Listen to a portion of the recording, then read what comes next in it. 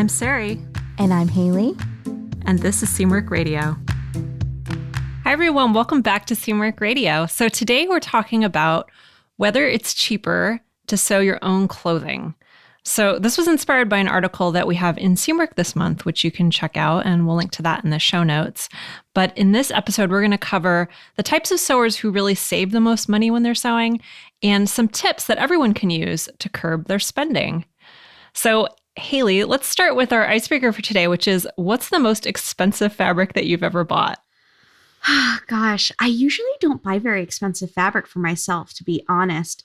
The most expensive fabric I bought, but it was for a dress that I made someone, was like a 4-ply silk, which is one of my favorite luxury fabrics to work with. And it usually ranges anywhere from like $80 to $120 a yard. It's very expensive, but has this like beautiful balance between like drape, but it's also very like heavy on the body. So luxurious. It's the bomb. And no regrets. Actually, my only regret is that I hadn't made anything for myself with it. That's really funny because mine is also a 4-ply silk, which is what? It's just a very expensive fabric. Yeah, well, it was for my wedding dress. I bought it at Britex in San Francisco, and it was a gold 4-ply silk charmeuse. So it was, really just this. Oh, it was so beautiful. It is so beautiful. I still have scraps of it laying around that I think someday I'll do something with. But I bought it. I made my wedding dress with it. And then Ken had his suit custom made. And the tailor took a bit of my dress fabric and made a pocket square for him, embroidered with our wedding date and names on it. So yeah, it was pretty special. But that was the most I'd ever spent per yard on fabric, for sure. I don't remember how much it cost, but I just remember it being quite expensive. Oh my gosh, we knew what the icebreaker was going to be, but we didn't discuss what our fabrics were. Yeah, I know. It's funny that they're the same, but it is an expensive fabric. It is. Definitely the most I've ever spent. If you have an icebreaker that you want to share with us for a future episode, maybe we should coordinate our answers next time. Maybe we should. I don't know. But if you have an icebreaker you want to share with us, you can post it on the community. We'll put a link in the show notes where you can do that. And we pick out icebreakers right from there. So we'd love to hear what questions you guys want answered for a future episode. And today our topic is about whether it's cheaper to sew your own clothing or not. Great debate, and I think there's a lot of ways we can go with it. So it used to be the case that sewing definitely was a way to save money on clothing. That's what it was kind of known for.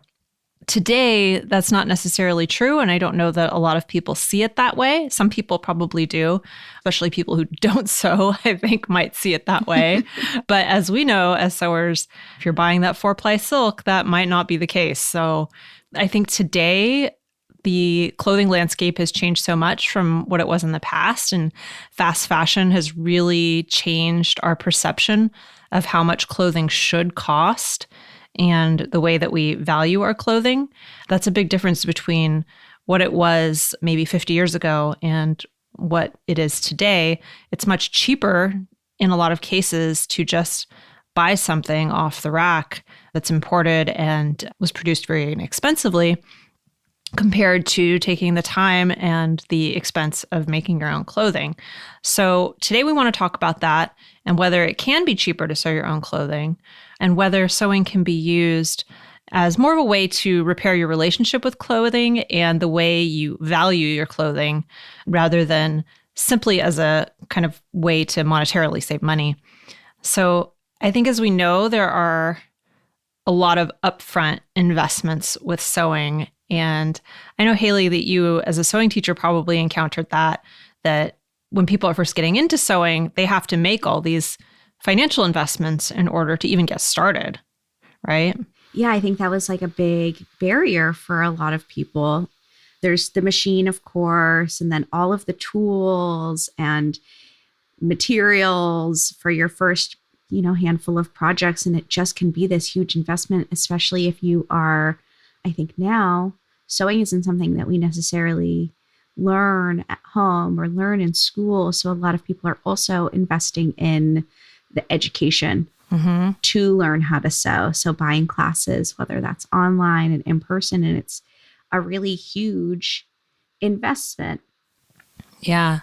I think that's true of so many hobbies, but especially with a hobby like sewing where you really need certain equipment just to get started, and that equipment is not necessarily the cheapest thing in the world.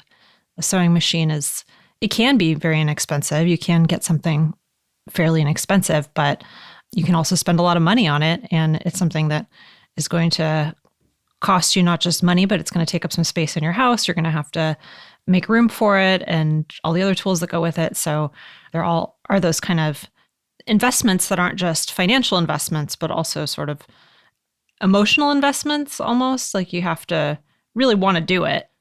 Yeah, it's a real commitment. It's a high commitment hobby. Yeah. Which is maybe one of the reasons that people who are into sewing are so into sewing, because it's something they really want to do, you know? You can dabble in it, but I think there's certain, like you're saying, a certain level of commitment that you have to have just to kind of get started. Yeah, definitely. And so I think a lot of sewers have reasons in their mind, reasons that they want to do it, apart from maybe back in the day when it was more a matter of maybe necessity, or if not necessity, then just economy, just a reason to save money. And especially if you have a large family, it could be definitely a way to save money in your household. So I think another thing that often gets overlooked when we talk about the financials of sewing are the long-term versus the short-term, and that you do have to make some of these investments. It can cost money, but there may be long-term savings because you have a different relationship with your clothing. Have you found that to be true, Haley, for yourself? Yeah, definitely. I mean, it has changed my shopping habits for sure. I mean, my shopping habits kind of, like, if I'm being completely honest, ebb and flow. There's times where I spend more on ready to wear than others in my life. But I think that my relationship with clothing has changed so much that I'm more likely to spend less frequently and invest that money a little bit more. Also, there's a certain point in time where your skill level is high enough that you can create things that would otherwise be more expensive. Sure, it might cost me more money to sew a t-shirt than it would for me to go to Target and buy one for $5. However, I could make like a really rad lined coat for myself for a fraction of the cost that I would spend if I was buying it from like a high quality retailer. Yeah, I think that's a really good point. And I think it speaks to what we were talking about in the introduction is there's certain types of sewing or certain types of sewers who can save more money by sewing than by buying ready to wear. And I think if you have expensive tastes and you really appreciate high quality, that's something that when you're buying ready to wear, you have to pay for. That is quite expensive compared to something that's very simple or, just a basic like a t-shirt, like you're saying.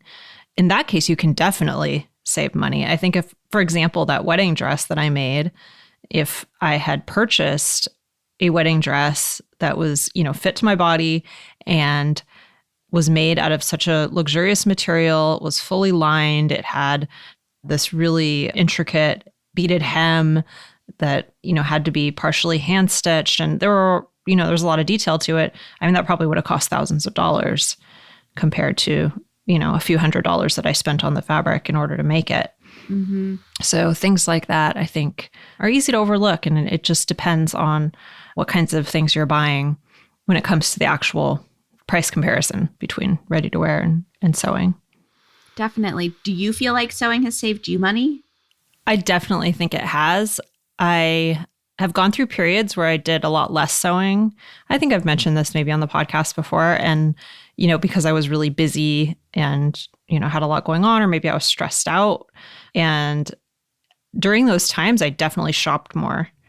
I think it was a combination of things. I think it was not having this hobby that to relieve stress and to take that kind of creative energy and put it to use in some way. And so I think for a lot of people, shopping can be kind of a substitute for using your creativity, especially if you're somebody who loves clothes and loves fashion and loves expressing yourself that way. Then I think shopping can become a way to fulfill that need without actually, it can be creative, like putting together outfits and designing the way you want to look. That can be creative, but the actual, shopping part, I don't think has nearly the same creative fulfillment as actually designing and constructing your own clothing. So I think during those periods of my life, I definitely spent more money on clothing than I did when I was sewing a lot. So there's that. And then when it comes to things that are these special pieces, those high-end pieces, which I feel like these days I'm more drawn to just because I feel like I have a lot of clothes in my closet, and the things I add to it are going to be the things that are a little bit more special, except for the occasional t-shirt that gets worn out. So I do feel like when I make those things, I'm probably saving money as opposed to buying them. What about you? Mm-hmm. Yeah, definitely. I'm more about like investing when I do shop. And I agree that when I've gone through more like shopping chapters in my life, I definitely spend more money. But I think that everybody, kind of regardless of like where they are and their level of sewing, has the opportunity to save money in some way through sewing. I think repairing your clothing, having that like ability to just repair things around your house. I feel like I use my sewing machine for like little odd jobs all the time. And my husband has even remarked before, like, oh man, I would have just thrown that t-shirt away before. But no, you can repair the hole for me. He's spoiled that way, Yeah. I really ought to teach him. Yeah, repairing clothing is definitely another way that I think you can save when you're repairing instead of just replacing all the time. Yeah, definitely. So we've kind of talked about our relationship with how sewing has saved us money. Who do you think are the type of people who are most likely to save money by sewing? Well, I think there are a few types of people who would save money. I think people who are interested in curbing the amount of clothing they want to buy is one group of people. So if you're really interested in buying less, but making it higher quality, I think sewing can definitely save you money there. I think people who are also conscientious about what they buy and really want to have clothing that is ethical and that is sustainable, that can be expensive to buy, but it is something that you can make. And, there are a lot of great choices out there for people who want to make sustainable clothing and make sure that it's produced ethically. And if you're producing it yourself, then you have fewer factors to worry about, not zero factors to worry about, but fewer. So I think those are two groups of people. What do you think? Yeah, I mean, we've touched on the expensive taste crew. I kind of like hate the idea of like some people have expensive taste and some people don't. I think I think that everybody has a little bit of champagne taste, but definitely those people. And I think a category of those types of people are people who really love natural fibers. I think linen is a really good example, linen lovers, because linen garments are like very expensive to buy. If you want to buy like even like a linen button up for yourself, oftentimes that can be like a real investment piece, but buying linen fabric usually is not that expensive. So if you're a person who loves natural fibers, I definitely mostly sew with natural fibers, and I just don't like wearing synthetics that much. So it's nice to eliminate that, fiber from my closet where it makes sense to. Yeah. I think linen's a great example. I mean, you can buy linen for $10 to $15 a yard in a lot of places. So you can make a garment between $20, $30, $40. And a lot of those linen garments would cost hundreds of dollars, or at least over $100 if you were to buy them ready to wear. So I think it's a great example. Totally. And I think kind of regardless of where you fall, whether you fall into one of these categories or not, we have like a bunch of money saving tips so that you can save money while you sew. And Sarai is going to get into some of those for us. Well, before we talk about more concrete tips, I think there are some mindset things to talk about. And I think the first one is something we've sort of touched on, which is the idea of kind of using shopping as a little bit of a emotional crutch or a placement for something else or for actually using your creativity. And I think it's very easy to replace that clothing shopping habit with a fabric buying habit instead, because there's so many fun fabrics out there and it's just so easy to get sucked into. And I think it's okay to some extent. Of course, it's okay. And if you love buying fabric, no judgment there. But I think it's just something to be mindful of whether it's becoming a replacement for shopping in another domain, because that's easy to have happen. And I think a lot of sewers have experienced that from time to time. And I definitely have from time to time, just accumulating more and more stuff because it's pretty and it's fun to think about what you would do with it, but you're not actually using it to the extent that you could. So that's one thing, is just be mindful of that. And then, kind of take an approach like maybe your grandma would have when it comes to sewing. I think there's a lot of wisdom there in the way sewing was approached back in generations past. Not just sewing, but also just attitude towards clothing and how much you actually need and how much you want in what you already have. So I think it's always good to think about, what have I got, and is it really enough? Am I adding this because it's something that I'm actually going to get use out of? And I think that's a really good way to save money just up front, is thinking about those things before you even start, and maybe thinking about those issues of quality versus quantity for you personally. And the answer is different for everybody, but that's just some questions for yourself. But as far as actually saving money and, some really concrete things you can do, the first one I would say is looking for secondhand fabric. I think is a really good way to save a lot of money when it comes to sewing. I know some people even use sheets, like go to the Goodwill and find sheets that you can use.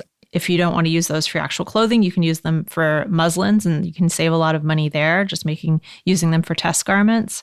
I even have in my fabric stash right now, I have a big fitted and twin sheet that's linen, and it's tons and tons of fabric that was not very expensive, and that will end up saving me tons of money as opposed to if I'd bought all that fabric. So that's one way you can save money. You can look at places like eBay or Etsy also and find some really cool vintage fabrics and secondhand fabric there as well. A lot of people sell their stash when they're trying to get rid of some of the stuff that they've accumulated. So check those resources out if you're looking for some secondhand fabric and you don't have a place nearby to look. So that's one tip. You can also, I think a good thing to do when you're kind of starting a project is to identify your inspiration garment and then tally up how much you're going to spend to make it. So before you even get started with sewing, think about how much that's going to cost before you even get started, and think about, what's the total cost between the pattern, the fabric, all the notions I need, everything else that I need. And I think that can help you just to budget a little bit more for your sewing if that's something that you need to do. That's more of a budgeting tip, but I think it can be really helpful just to kind of, I want to say like visualize, but it's not visualize, but just kind of picture in your mind how much something is going to be. I think if you plan multiple garments at one time, that's also really helpful because you can kind of see what it's going to cost you and maybe how you can space it out to make it more affordable for yourself. Mm-hmm. I think that the costs can kind of get like convoluted in our minds when we're thinking about sewing, because you're not spending all of the money at once necessarily. You like buy the pattern and then you maybe buy the fabric and then you run out to the Joann's 2 weeks later to get the notions. And before you know it, maybe you've spent $100 on a garment that maybe you're not even really like that excited about. And it can help you to kind of see the monetary value, and you can place that kind of side by side with how much you actually value the piece and are willing to put into it. Mm-hmm. Yeah. I think that's definitely true. I mean, you could end up spending way more money on something that you're really not going to wear that often, or that, you're just kind of semi-excited about, versus something you can make for less money that you might wear all the time and really get a lot of enjoyment out of. I think another thing that you can do that can help save you money in the long run is just making muslins, so that you're not wasting a lot of money on fabric later on. If you're making a practice garment or a muslin, then you have a chance to make changes and you have a chance to see what the final thing is going to look like. It can help you to make better fabric decisions too. If you make your muslin first, it'll really help you to visualize what that is going to look like in whatever fabric you're choosing, which I think can end up saving you money too, because you'll just end up with a garment that you like better and will actually use. So muslins are sometimes, people see them as, oh, they take so much time and, it's this added thing. But if you're really serious about making things that add to your wardrobe and add to your life, then it's worth taking the time a lot of the times to make a muslin. I don't make a muslin every time I sew, but for certain garments, it's definitely worth it, don't you think? Oh, yeah, absolutely. The number of times that I have regretted not making a muslin is far greater than the number of times that I've made a muslin and found it to be a useless practice. Yeah. You almost always learn something from it. Always. Like, even if there isn't anything with the fit, there might be like a detail that like, oh gosh, like I really would prefer that neckline if it was like even just a ½ inch higher, or, whatever. Mm-hmm. Yeah, I think that's definitely the case. And also, I think another thing about it that gets overlooked is when you make a muslin, the next time you sew it, it goes a lot faster because you already know all the steps, you know the order. You don't have to refer to the instructions quite as much. You've mastered whatever techniques you're going to have to use. So, or most of the techniques maybe, but I think that's another thing that gets overlooked when people think about making muslins. The next tip that I wanted to share is just learning what you can skimp on and what not to skimp on. I think one of the things, for example, that I never skimp on is thread. Do not buy cheap thread. Like, that is a false economy. If you're saving a few cents on thread and your garment is going to fall apart the second time you wear it, or you're going to bust a seam because you used the wrong thread, that is the definition of a false economy. So I do not skimp on thread. Is there anything that you don't skimp on, Haley? Yeah, I thought of one immediately. Interfacing. Yeah. I always buy good interfacing, either woven or knit, if it's going to be in a garment and I'm going to be washing it and wearing it a bunch, because I don't know if you have ever sewn anything where like you wash it the first time or wear it and the interfacing starts pulling apart from the garment. And usually it's like trapped somewhere where you like can't get to it. And you're like, well, that's just, weird wadded up cotton balls in my collar now. Cool.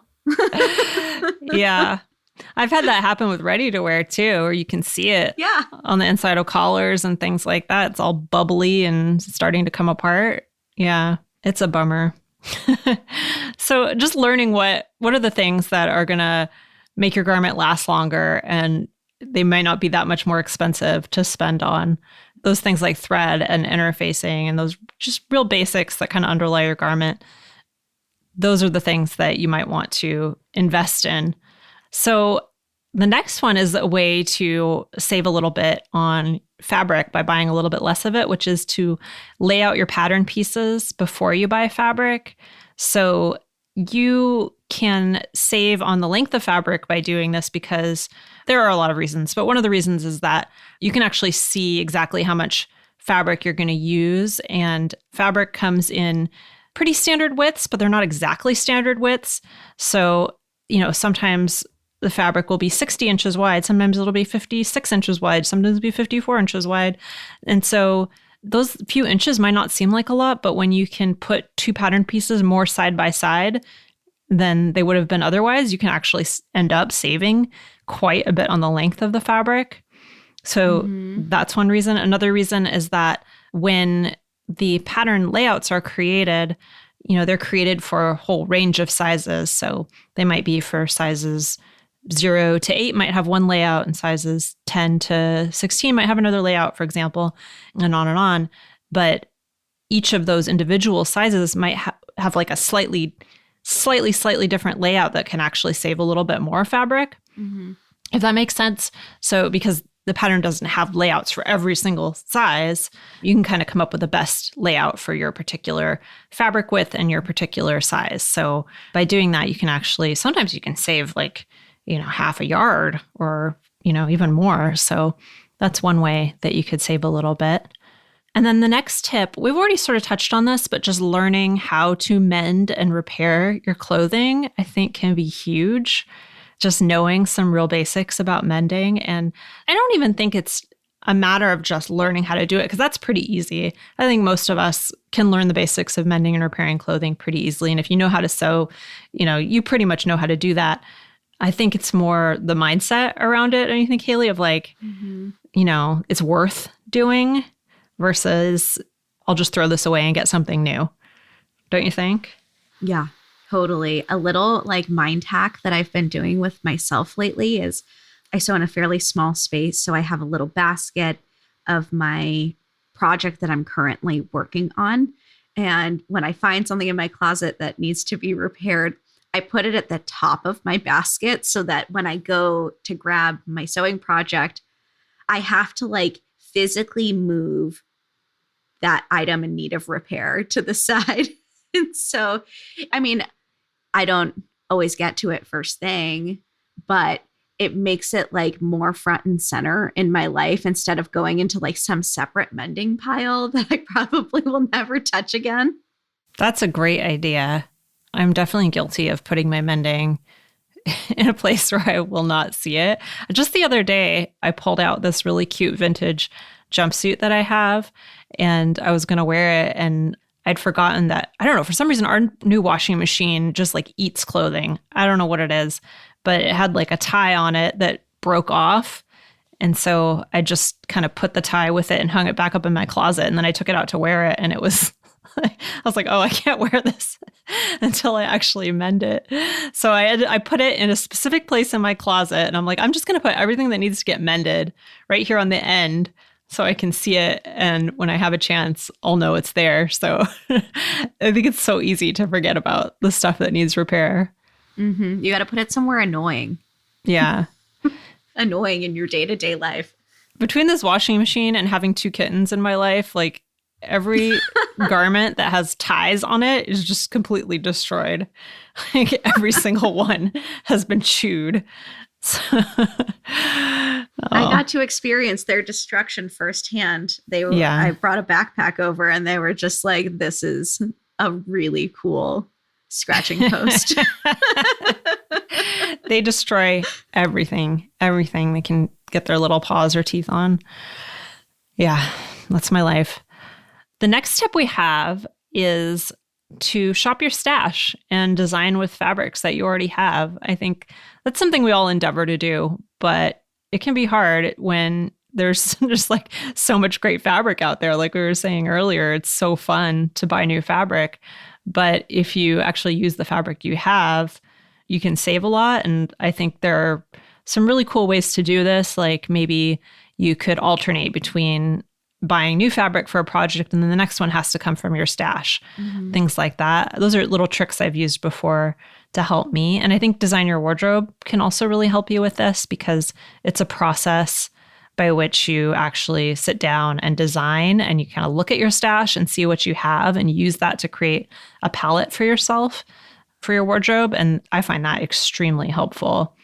And if you don't know what Design Your Wardrobe is, it's a program that we have through Seamwork for our members. It's free for our members.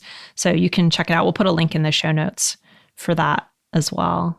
So we have just a couple more quick tips. One is to look for local fabric swaps or even just sales local to you. That can be a great way to save fabric. We've organized a couple fabric swaps ourselves. And that was really fun. I remember the first time I did a reading for my book that I published years and years ago at Powell's. We did a fabric swap to go with it because I thought it'd be really fun. Just people bring their fabric and do a little swap. And that was really fun. If you can get together with other sewers and shop each other's stashes, that can be a way to kind of fulfill that shopping itch without actually spending money. I love fabric swaps. Me too. And clothing swaps. And then lastly, just to plug Seamwork, you can also become a Seamwork member, and that will save you some money because we have very affordable patterns, and we also offer discounts at a lot of fabric stores online. That's something maybe not everybody knows about before they become a member, but we have discounts from dozens of online fabric stores, and they're probably ones that you've heard of. So you can check those out on our website too. So that's another way you can save a little bit of money. I've heard a lot from people who say that actually just pays for their membership because, you can save between 10 and 20% every time you shop for fabric. And if you buy a significant amount of fabric, that's quite a bit of money every year. So that's just a little plug for ourselves. We got to do it. We Yeah. got to do it. All right. We covered a lot of ground today. I'm going to go over our tips just really quickly. Our first tip was to kind of get in the right mindset and make sure that you're not replacing your clothing shopping habit with a fabric buying habit instead, and start thinking more economically, like a really good mindset shift to make sure that your sewing doesn't take on the same mindlessness that I think shopping can. And then we got into some more nitty-gritty tips. We recommended looking for secondhand fabric. You can even use sheets, whether that's for your fashion garment or for your muslin. Identify your inspiration garment and tally up how much you're going to spend on it to kind of like weigh the value of that for yourself and to just spend more consciously. Make muslin so you don't waste any money on fabric later. Learn where you can and cannot skimp. Laying out your pattern pieces in advance in the most economical way possible so you can buy less fabric. Learning to mend and repair, or rather actually mending and repairing. And, and shopping your stash more often instead of just buying fabric every time you start a new project. Design Your Wardrobe can be super helpful with this. Going to local fabric shop swaps and sales is a great way to save money and also meet new sewing friends. And also, shameless plug, become a Seamwork member for the cheap patterns and for the shopping discounts. Yeah, some good tips. Yeah, we just gave you all the tips. This is everything we know about saving money. Everything I know about saving money. But if you guys know more, you just write us an email. Let us know in the review. We want to know. We want more tips too. But if you want to learn even more about this subject, we have an article this month in Seamwork talking about whether it's cheaper to sew your own clothes. And we also have a freebie on how to set up your sewing budget. And we will link that in the show notes for you. If you liked this episode, please leave us a review. It lets us know that we're doing stuff that you actually like and helps other people to find us. And we really appreciate them. We read all of them and they mean a lot to us. Yeah. All right. Well, we'll see you guys next week. I'm Sarai. I'm Haley. And this is Seamwork Radio. Seamwork Radio is brought to you by the team at Seamwork. Seamwork's an online community that supports you in creating a wardrobe that feels right for you. When you join us at Seamwork, you become part of our private community of makers, and you also get access to monthly sew-along classes, a library of over 200 sewing patterns, and tons of great resources to help guide you through the sewing adventure that you choose. Podcast listeners can get half off a Seamwork Unlimited membership, which means you can download as many of those 200 plus patterns as you want at any time, and our community will be there to guide and support you.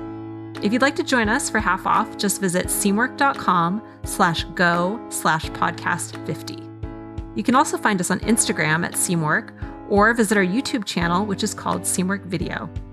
We love hearing from you, so let us know if there's a topic or a personal story that you'd like us to cover. Thanks for listening to Seamwork Radio.